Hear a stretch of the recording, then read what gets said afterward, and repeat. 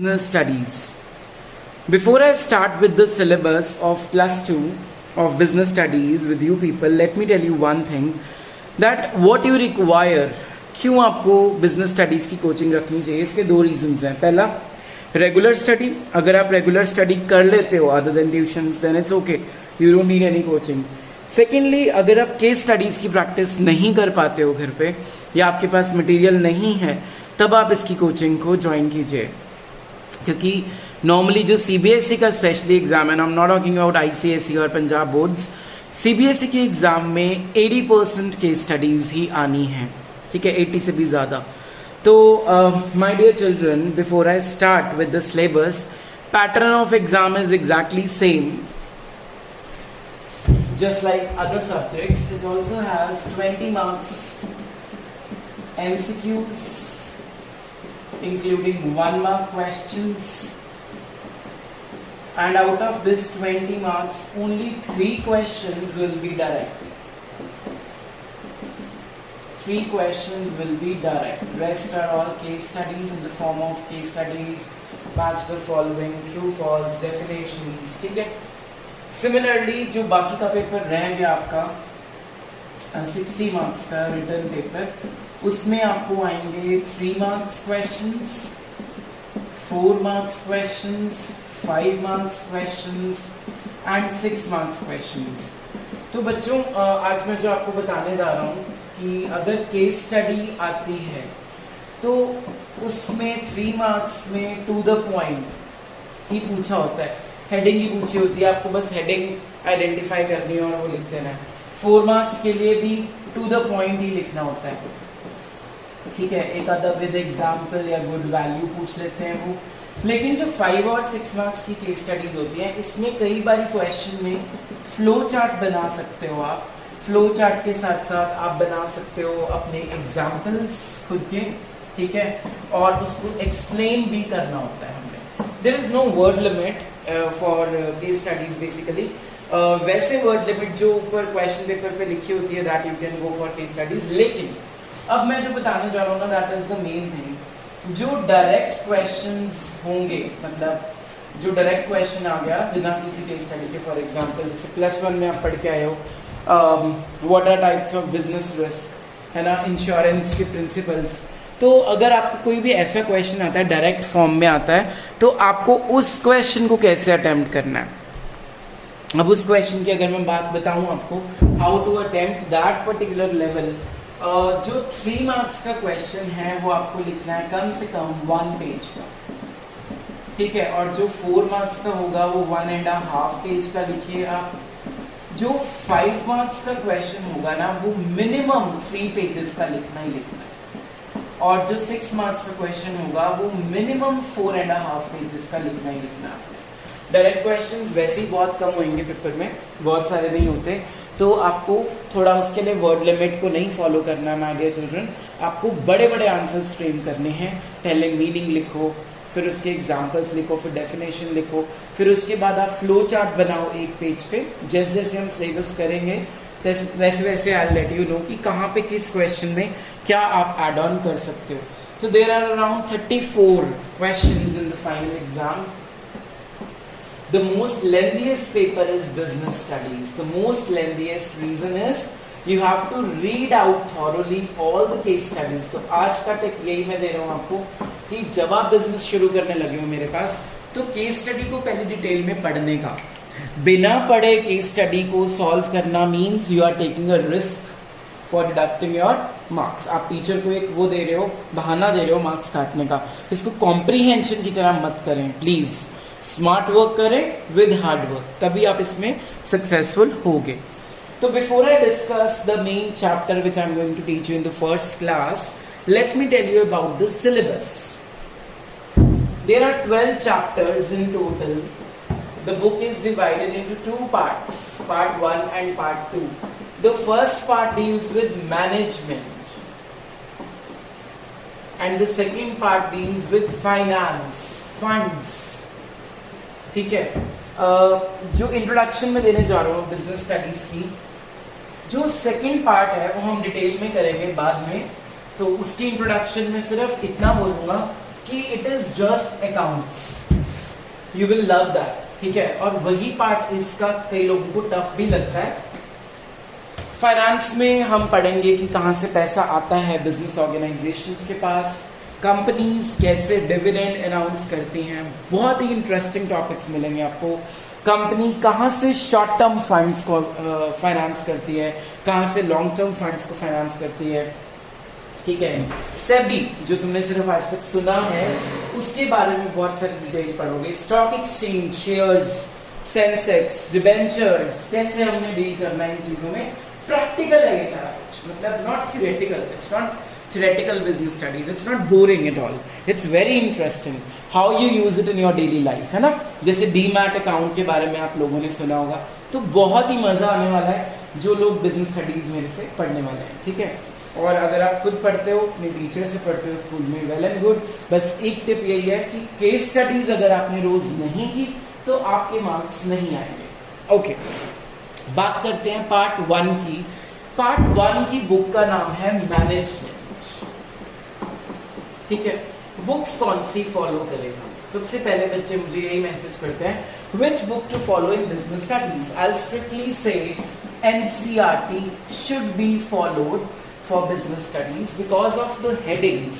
आपको headings proper मिलेंगी इसमें, ठीक है। और दूसरा, केस स्टडीज के लिए अगर आपने कोई भी बुक फॉलो करनी है तो मेरा मटेरियल बहुत ज्यादा होता है, तो आपको कोई बुक लेने की जरूरत नहीं है।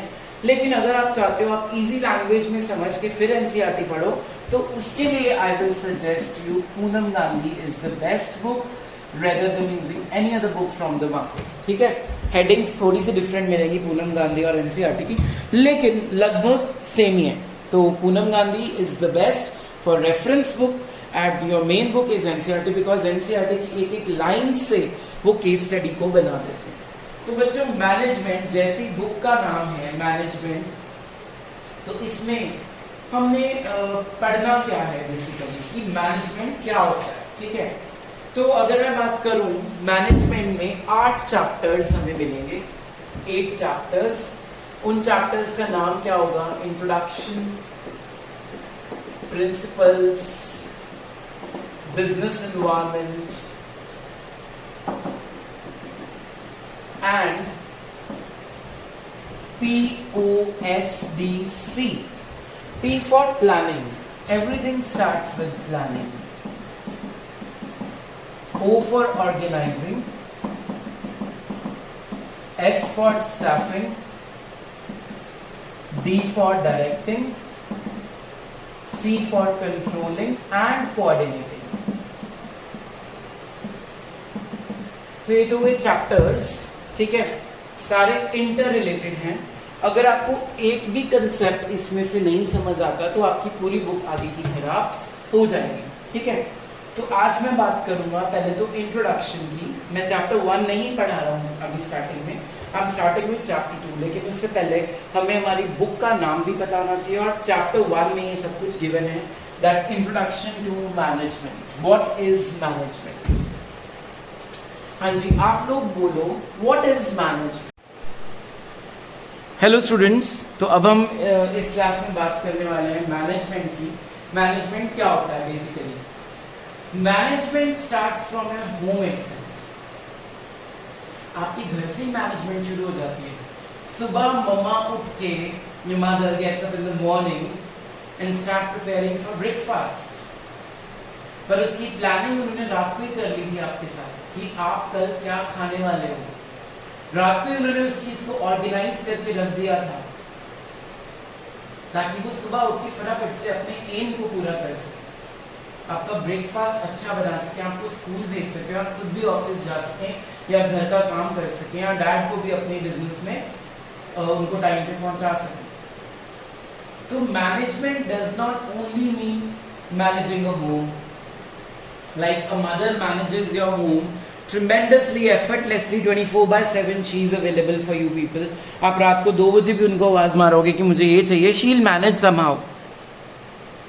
बट अगर हम किसी हॉस्पिटल में जाते हैं और वहाँ पे एक एक्सीडेंटल केस आता है और डॉक्टर्स उसको हाथ नहीं लगा रहे पेशेंट को क्योंकि वो पुलिस केस है, तो हमारे माइंड में क्या आता है? Such a bad management, such a poor management. At least उसको फर्स्ट एड तो प्रोवाइड करिए। तो management only does not only mean managing your home, managing in hospital, managing a school timetable, a college timetable, managing a good birthday party for yourself, है ना? ये सब कुछ management नहीं होता। बिजनेस में मैनेजमेंट एक बहुत ही ब्रॉड कैटेगरी में डिफाइंड है। Management basically deals with achieving your objectives. मैं आपको एक स्टोरी सुनाता हूँ पहले, before I start with the lecture. एक स्टोरी सुनाता हूँ एक एप्पल सेलर की। एक एप्पल सेलर था, it's a real story, okay. मेरे बिजनेस में बहुत सारी स्टोरीज मिलेंगी आपको सुनने में।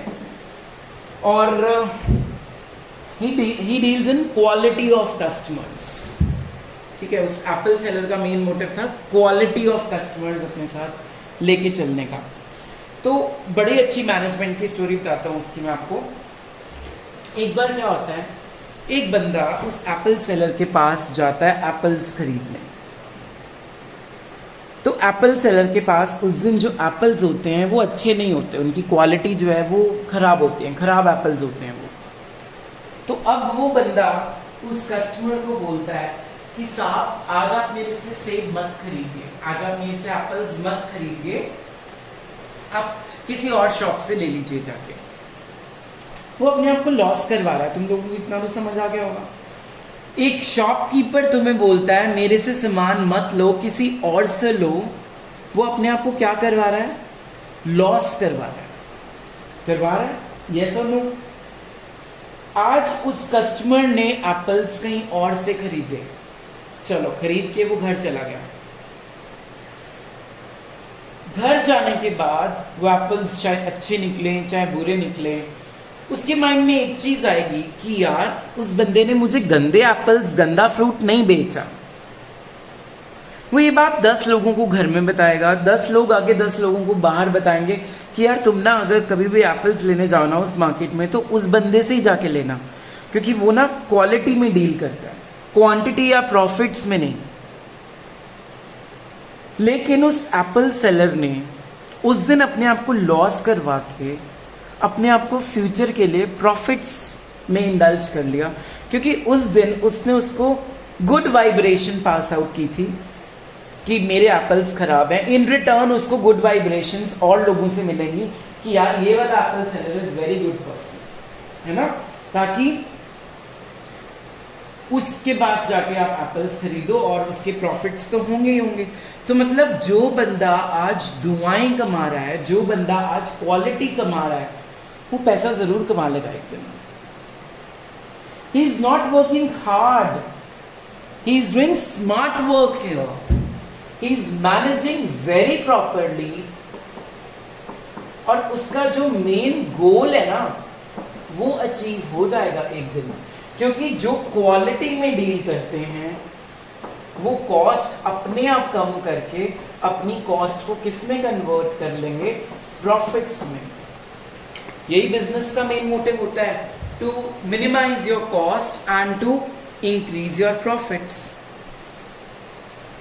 तो management means managing the things in such and such way that you will achieve your goals with good quality, least cost and maximum profits.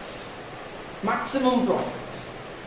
और उस एप्पल सेलर के पास कस्टमर्स भी बहुत सारे पहुंच जाएंगे, तो उसने अपनी एडवर्टाइजमेंट भी कर ली एक तरह से। अब मान लो हमारे इंस्टीट्यूट में कोई फेयरवेल है, सपोज जो इस साल नहीं हुई बेचारों की लॉकडाउन की वजह से, X+2 सुसाइड। तो मान लीजिए फेयरवेल है, मैंने मनीष की ड्यूटी लगा दी कि मनीष आप बैक स्टेज संभालना, मैंने प्रभनीत की ड्यूटी लगा दी कि आप स्नैक्स पे ध्यान देना और सबको जो है प्रॉपर्ली स्नैक्स सर्व हो जाए, मैंने कीर्ति की ड्यूटी लगा दी कि आप ट्रॉफीज डिस्ट्रीब्यूट करने में हेल्प करना, मैंने शिरोन की ड्यूटी लगा दी कि आप डेकोरेशन में मेरी हेल्प करना, मैंने पर नीत को बोल दिया कि सारा डीजे म्यूजिक तूने देखना है, और प्रिंस को बोल दिया कि तूने सब पे नजर रखनी है, मतलब सुपरवाइज करना है कि सारे लोग अपना काम कर रहे हैं ठीक से या नहीं कर रहे। This is management. You are managing for the better farewell party. You are managing for the best results out of it. अगर आपकी फेयरवेल हिट जाएगी तो आपका नाम होगा मार्केट में। स्कूल से ज्यादा अच्छी हमारे आरसीजेड की फेयरवेल थी। मैनेजमेंट, मैनेजमेंट मीन्स क्या ये सब कुछ मैंने खुद किया, मैं मनीष हूं, मैं प्रभमीत हूं, मैं कीर्ति हूं, मैं शिरोन हूं, मैं परनीत हूं, मैं प्रिंस हूं? No, I am not doing anything right now, I am just distributing the work. तो एक मॉडर्न सेंस में मैनेजमेंट क्या हुआ? मॉडर्न सेंस में मैनेजमेंट का मतलब होता है स्मार्ट वर्क करना, है ना? अब वो स्मार्ट वर्क क्या है? Getting your things done by others. अपना काम औरों से करवाना is management with the main aim of achieving goals, achieving your objectives on time with effectiveness and efficiency. This is the complete definition of management. Effectiveness और efficiently आप जब अपना काम औरों से करवाने में सक्सेसफुल हो जाते हो, आपका जो मेन गोल है वो अचीव हो जाता है, तो this is your proper management. अगर कीर्ति का मेन ऑब्जेक्टिव है मुझे 95 प्लस लेने हैं +2 में, तो वो उस हिसाब से मैनेज करेगी अपनी ट्यूशन्स को, अपने होमवर्क को, जो वो बहुत अच्छे से कर रही है आजकल, है ना कीर्ति? तो the thing is that you have to distribute the work, you have to manage the work by just sitting over them कि क्या वो अपना काम कर रहे हैं या नहीं कर रहे। तो आजकल के जो बॉस होते हैं वो यही करते हैं, वो अपना काम डिवाइड कर देते हैं लोगों में ताकि अपने गोल्स, अपने ऑब्जेक्टिव्स वो टाइम पे अचीव कर सकें इफेक्टिवली और एफिशिएंटली। अब इफेक्टिवनेस और एफिशिएंसी क्या होता है? एफिशिएंसी का मतलब होता है optimum use of resources and cost कम होनी चाहिए इसमें। एफिशिएंसी का मतलब होता है no wastage of resources and cost minimization. तुम लोग अपने घर में एग्जाम्पल देख सकते हो, मम्मा बोलते हैं एक्स्ट्रा लाइट फैंस ऑन दिख गए ना मुझे तो देखना, फिर वो अपना काम आपसे करवा रहे हैं, अपनी कॉस्ट कम करवा रहे हैं आप लोगों से जो आप वेस्टेज करते हो रिसोर्सेज की। सिमिलरली इफेक्टिवनेस क्या होता है? completing the task on time. Mamma will make dinner on time. वो तुम लोग पागल हो जो तुम लेट कर रहे हो। मम्मा will give you breakfast on time. तुम लोग खुद लेट उठ रहे हो, वो तुम्हारी गलती है, तुम कर नहीं पाते हो। तो that means effectiveness means time पे चीजें करना। अब मान लो मनीष का बर्थडे और वो बर्थडे प्लान करता है, वेन्यू डिसाइड करेगा, मेन्यू डिसाइड करेगा, कितने लोगों को बुलाना है, गेस्ट डिसाइड करेगा और बहुत कुछ डिसाइड करेगा। आफ्टर रिटर्न गिफ्ट्स क्या देने हैं, ये सारा कुछ डिसाइड करना इज मैनेजमेंट। अगर वो कोई अच्छा होटल बुक करता है तो हमें अगर वहां की सर्विस अच्छी लगेगी, हम कहेंगे वाटर मैनेजमेंट, वाओ। तो effectiveness and efficiency is must. Without wasting our resources and cost should be least. तो अपना काम जब हम औरों से करवा लेते हैं और अपने गोल्स अचीव कर लेते हैं तो डेफिनेटली हम अच्छी तरह से मैनेज कर रहे हैं।